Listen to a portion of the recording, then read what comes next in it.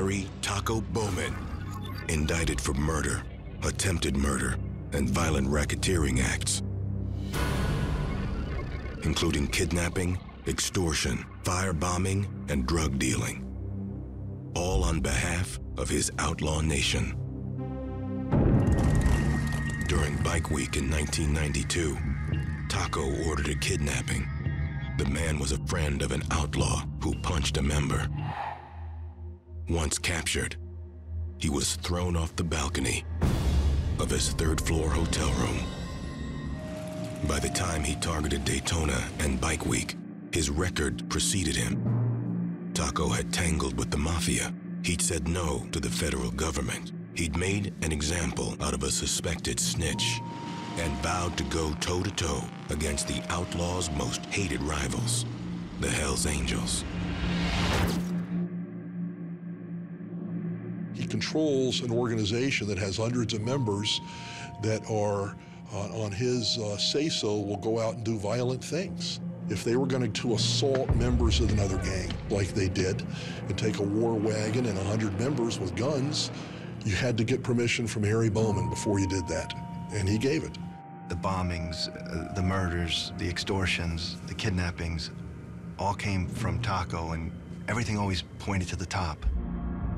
Mike Lynn never proved himself worthy of lightning bolts. He narrowly escaped his time with Taco and the Outlaw Motorcycle Club with his life. Mike Lynn, within a very short period of time, began wearing a recorder inside of the clubhouse, and we started recording criminal activity. A lot of these guys kind of buy into it, and then the next thing you know, they realize, wow, I thought I was joining a motorcycle club. What am I involved in? What Mike Lynn discovered inside these walls would eventually break down the brotherhood.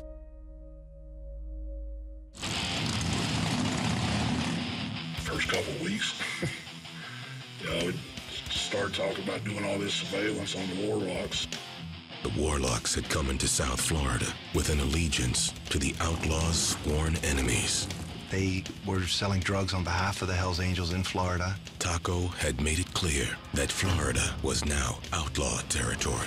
They had the word Florida written on the bottom of their patch, and the Outlaw's mentality was you can't have the full word, you can abbreviate it, but the full word belonged to us. It's just a word. If they'd come in and stole somebody's old lady or ripped off one of the brothers or drug deal or something like that, yeah, then you could retaliate and you'd have a reason, but just for a little word of Florida, it's not worth killing everybody.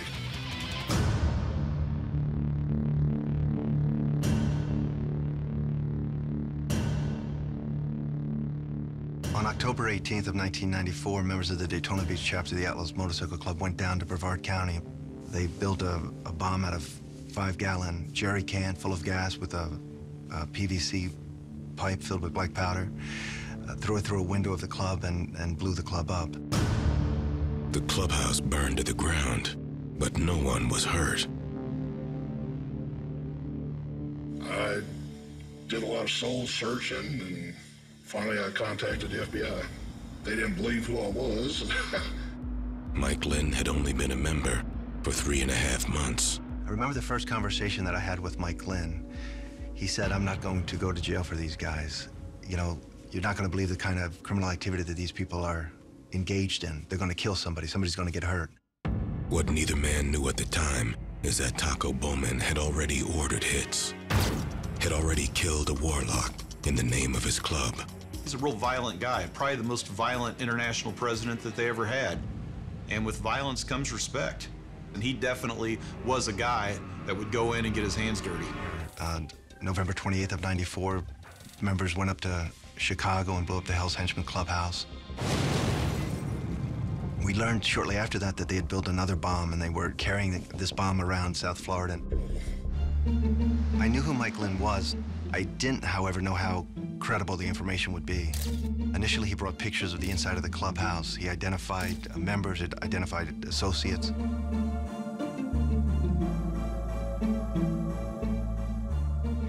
And within a very short period, it started wearing a recorder. If they had found him taping a meeting, they probably would have beat him to death. For 3 months, Mike Lynn went to church wearing a wire. There's a lot of stuff on the tapes. We're talking club business about killing this guy and blowing this guy up, running them over on their motorcycles, and dope deals and extortion. The turning point in the investigation came in December 1994, in the aftermath of a national confrontation with the Outlaw's natural enemy. There was a gunfight up in, I believe it was Lancaster, New York. 2 outlaws and 2 angels were killed. There was a newspaper clipping of a 5th chapter member hugging a Hell's Angel, and 5th chapter guys were recovering alcoholics and drug addicts. They're trying to get their life together. They ride motorcycles. They got a common unity with brotherhood for helping each other stay sober. These guys have no affiliation with the 1%er clubs. Taco Bowman sees a newspaper article where one of the members of this motorcycle gang was hugging a Hell's Angel. So he told his subordinates to set a trap for them. They invited him to a party. Right after that, we had a meeting with the 5th chapter guys, and we just beat the heck out of them poor guys and stole everything they had.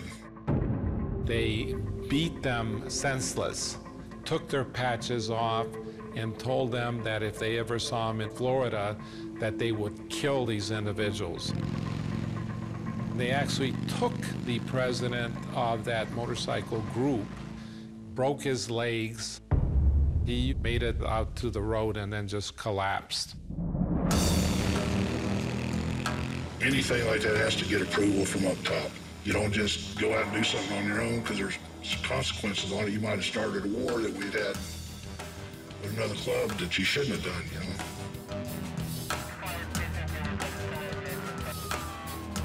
It was decided to take them down right then, right there.